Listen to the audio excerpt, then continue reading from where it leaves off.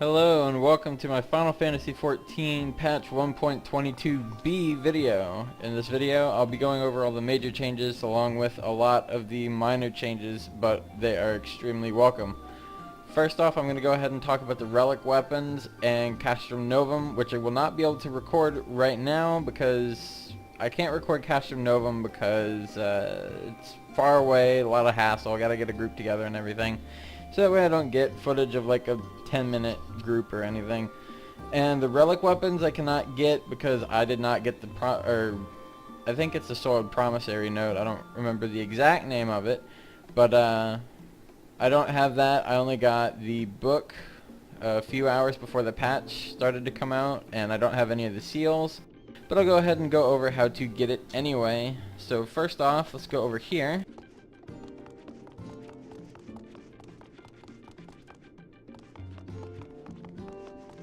As I said before in my 1.22 video, you can talk to Rowena and turn in, it's not in my inventory.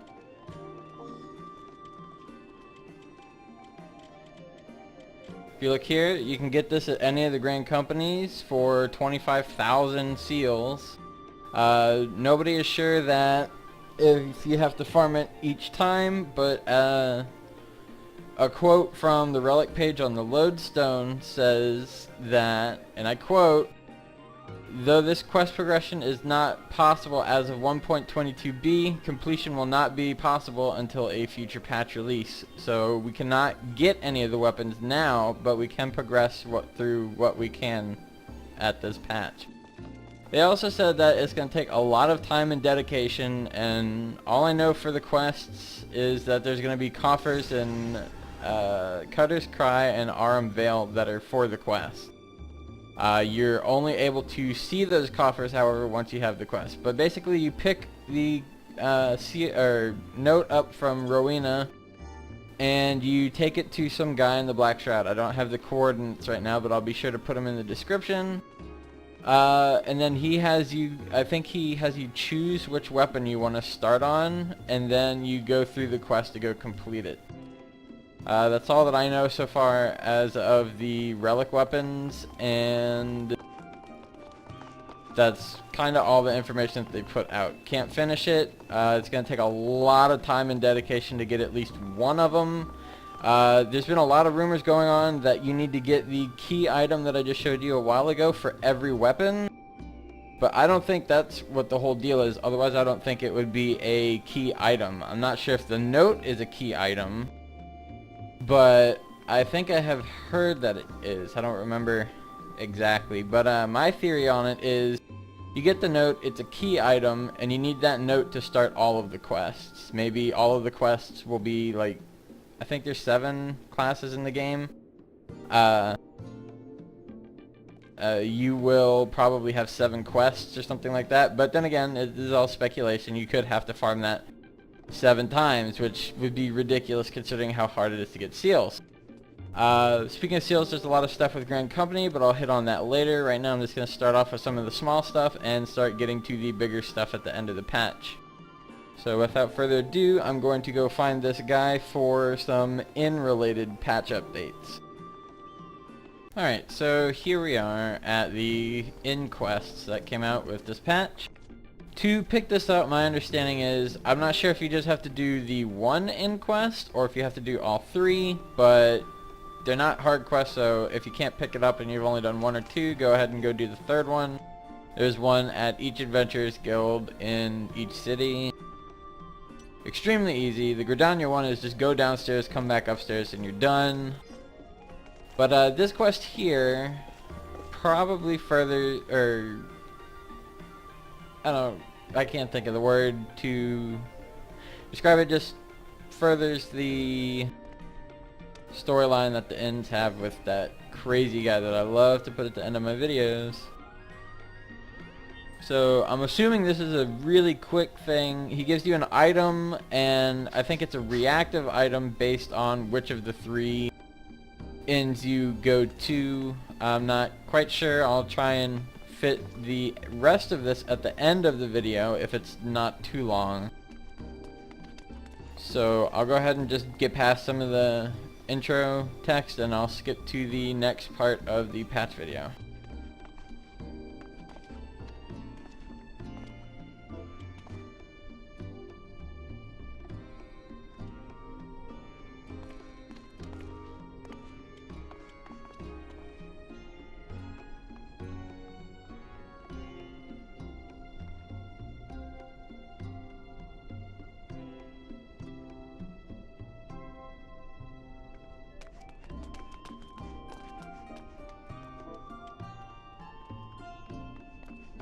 Well, that's weird. Here you go, Square Enix. You copy pasted twice.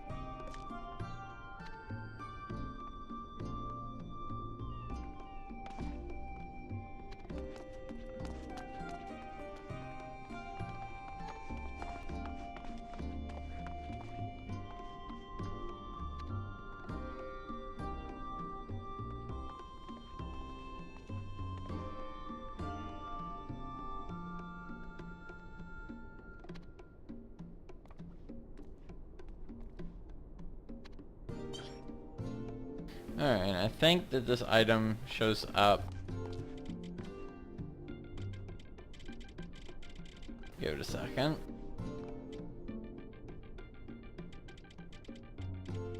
It looks like some of the... yeah, here it is. This is only for this quest. They have even stated in the patch notes that this will not be used for anything other than these 3 quests. So once you're done with them, you can throw them away. I'm pretty sure you can, like 98% sure that the patch note said something about you can get this item back from this guy if you accidentally get rid of it, if you need it still, so no biggie if it gets destroyed. On to the next part. Alright, so here we are at the Grand Company, and there is quite a bit added with patch 1.22b. First off, there is a quest here that you should most definitely do as soon as possible. It's called Don't Hate the Messenger. Each Grand Company has it. I'm not sure if you need to be the highest rank for it, but doing this will, first off, before I go ahead and tell everybody what happens, is for caravan escorts, there's going to be new monsters attacking, more rewards, and when you complete the quest Don't Hate the Messenger from your Grand Company, it allows you to take part in other Grand Company escorts. Like, if you were, let's just say, Immortal Flames and you wanted to do an escort at Skull Valley here in Lanasia, you would be awarded Flame Seals instead of Storm Seals, along with being able to even participate in it. So, definitely something you really want to do. There's also, when you complete this quest, you'll be able to activate sanctions from any of the 3 Grand Company headquarters. So this is just a quest that you should pick up right away, as soon as you log in, get it done, and you'll have a whole bunch of extra stuff to do. There's also a new Grand Company quest at Mordona.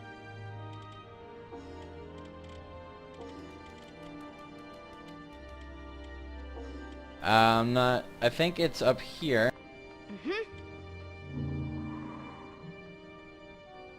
Let me just check on the web browser real quick.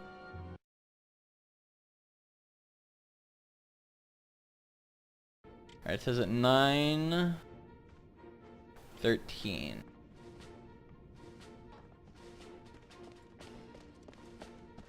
Okay, so at Jagged Crest, or it's gonna be at, yeah, Jagged Crest Cave, which is a new Aether point, or Aether Gate that they added with this patch. You'll also notice that Castrum Novum is now on the map. It is going to be, if I didn't say it at the beginning of the video, it's going to be like a Beastman's Stronghold, where there are gates to unlock, chests to find keys for, and loot to be had.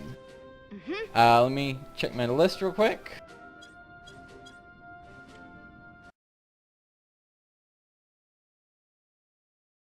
Alright, when I had said that there were new enemies with the Grand Company caravans, they haven't released any information on whether or not they're just like you know, slugs or something renamed, or if they put extra enemies in the, you know, fresh new NPCs like hydras or stuff like that. I'm not sure. I'll probably figure it out in a later video, and if they're new things, of course, I'm going to record it, so pay attention to release videos. I'm going to go ahead and cut now to the one of the final things on the list that is left. Also, just giving a shout out to Demetrix Lionguard. He will be in one of my videos later on. And can't wait to get that video up. It's going to be a secret, so be sure you also watch for that video. So I'm going to go ahead and cut to one of the last things with this patch. Really quick before I get into it, I overlooked it on the list. You can, if you go to this person here, they added an extra thing for expeditionary missions. And you'll notice that Ifrit's loot table is now up for turning in for seals. You get 2,800 per weapon. Turn in as many as you want as long as you have them. I wouldn't farm it, and I wouldn't get rid of it just because in 2.0 you get to keep them and can't farm them again. There's also two items that I do not have that you can turn in. They are the Dodra ring, or Dodra wing, that turns in for 800 seals, and the Uraeus skin, which turns in for 1,200 seals. Alright, now I'm seriously going to be jumping to the next thing on the list right now. Alright, and here we are at the inn. The last thing is here, and it's not a major touch, but it is a welcome one nonetheless. They expanded on the Unending Journey by having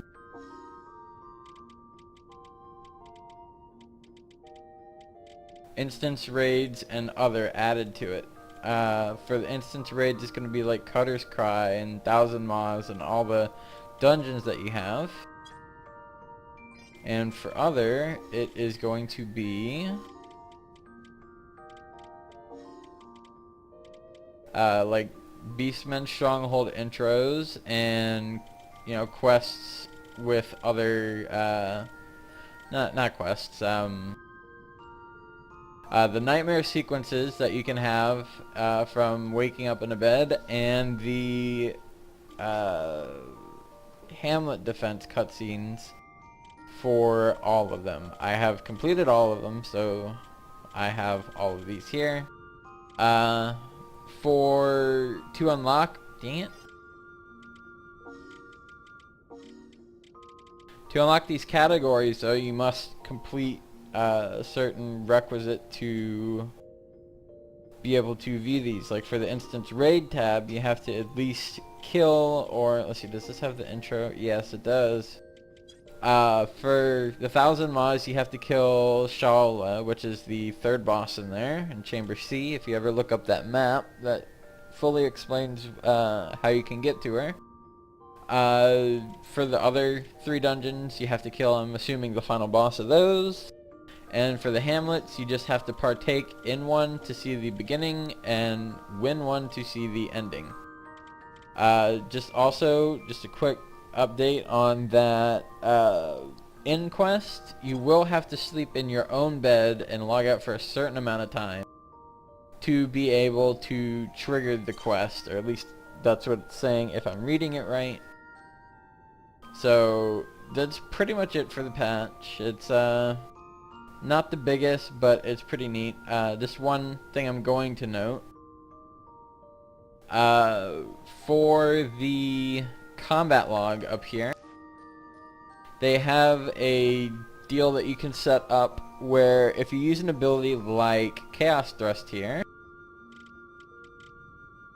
that hits 6 times, you can have it compile all the damage. Let's say you hit for 500 6 times, into showing you how much all 6 of the hits hit at one number. So if you hit it 5 times, it'll say you did 2,500 damage if you hit for 500 5 times, and so on. Which, not the biggest thing to note, but something that makes calculating how much damage you do very easy. So I'm going to go ahead and just log out here, and I'll see you guys next patch.